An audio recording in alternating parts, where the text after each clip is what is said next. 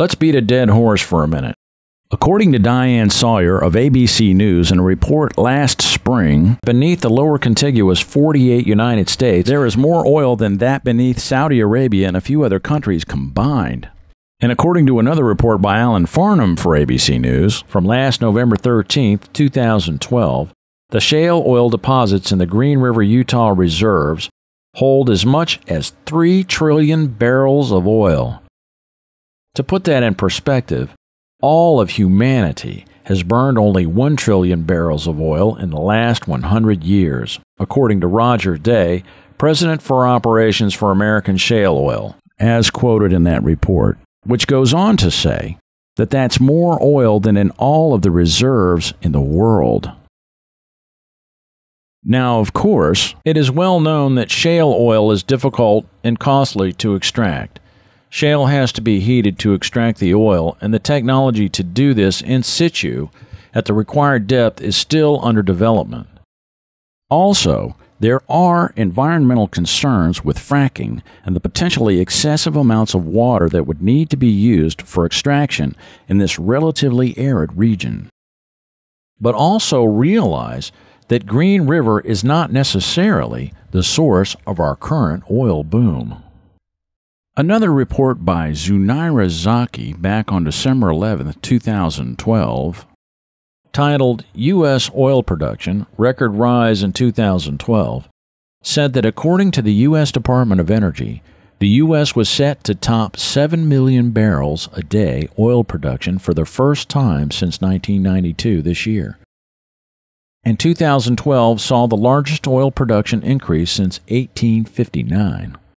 And finally, according to ABC, the International Energy Agency is forecasting the U.S.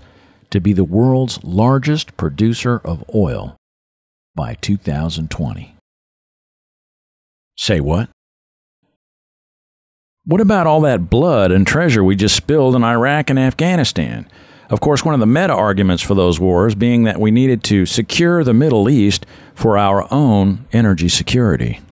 Somehow I felt like I'd been bamboozled, hoodwinked.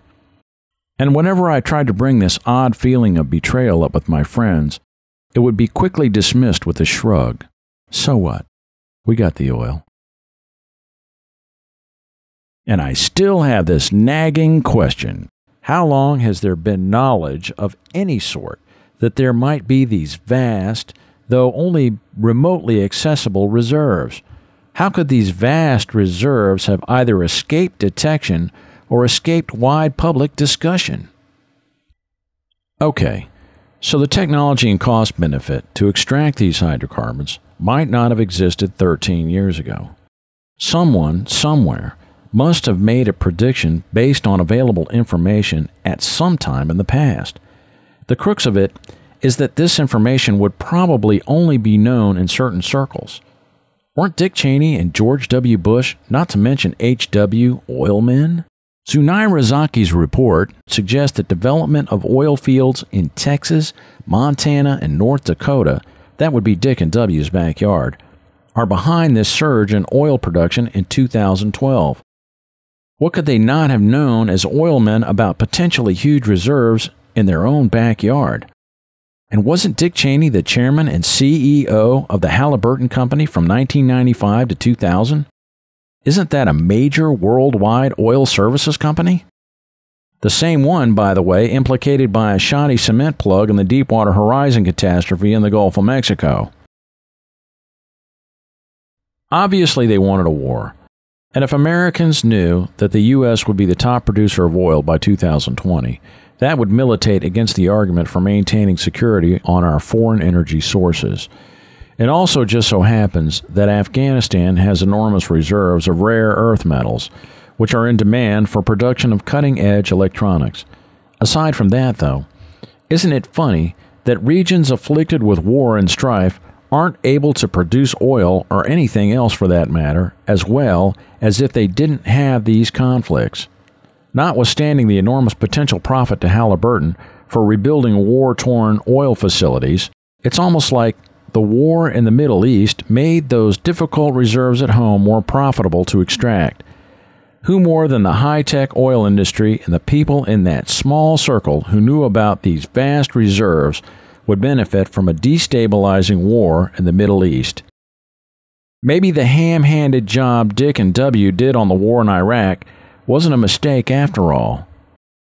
Maybe it's all just part of a new American century.